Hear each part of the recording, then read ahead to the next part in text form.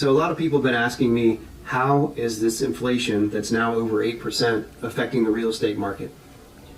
Well, let me get into a few of the details with that. The first thing that's affected is the rates. And the rates, in order to control inflation, the federal government will raise the rates, and they'll continue to raise the rates until inflation gets under control. Now that it's over 8%, I believe that they'll continue to raise the rate, and that obviously is going to affect the market in some way. So let me go into how that affects sellers and how that affects buyers. So how does this affect sellers, these rates going up? Depending on how far they go up, then that will affect the market and therefore the sellers in this way. There won't be as many buyers fighting over every house that comes on the market, because some of the buyers will pull back. Whether they should or not, I guess, is up for discussion. But in fact, that's probably what will happen, because people will get priced out. You know, the amount they have to pay as a buyer to get the same house is going to be more, and so there'll be fewer people in each price range. So I expect to see that things will even out more. So even though there's still great demand and there's low inventory, the sellers will expect to see not as many people, fighting over their house, and maybe more of a normal market where it stays on for a week or two before it sells. How does this affect buyers, these rates going up? Obviously, the first and biggest thing is that their buying power is reduced somewhat. So if your buying power is reduced, then you can't afford, or your mortgage will be higher for the same price house that you could have bought 6 months ago. I think that's probably common sense.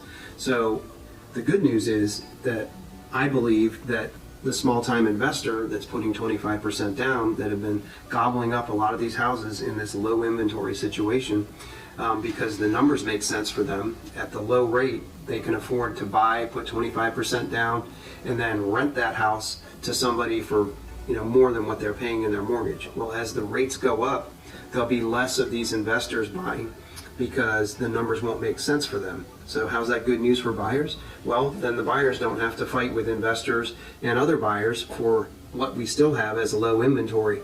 And in that situation, it's more of a normal market where I expect to see the escalations for people, if there's more than one offer on a house, to not be quite as high as they've been over the last year and a half. And so for buyers, it's a good time to buy still, because even though the rates are in the 4s and low 5s, that's more of a normal.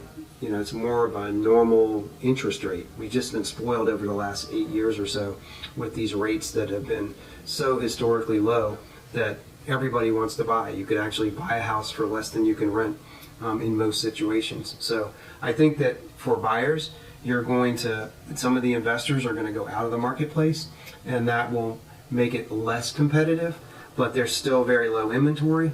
And even though the rates are at 4, mid 4s, low 5s instead of 3% plus or minus, it's still a great time to buy, and it's still a great investment. And people are going to have to decide: am I going to continue to rent, or am I going to stay in a house or a condo or a townhouse that's not big enough or not where I need to be?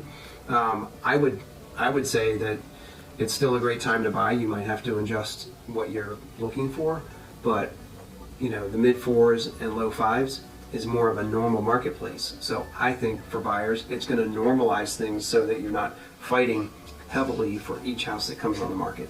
And that's great news. In summary, there's some pros and some cons. Depends if you're a buyer or a seller. And I think that there's pros for each. So it's still a great time to sell.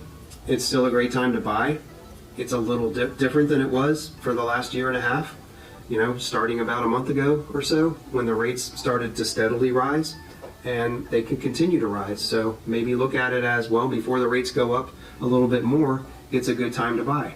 And if you're a seller, well, if there's going to be less buyers, the more the rates go up, then maybe it's a good time to sell. So that's my summary. And just remember, at one point in time, there were rates over 16%, and people still bought and sold their houses. So call if you have any questions. If you want to talk through your own scenario or anything that is concerning to you in particular, then we're here for you at the Francis Real Estate Group. Well, I hope you have a great day, and we'll see you next time.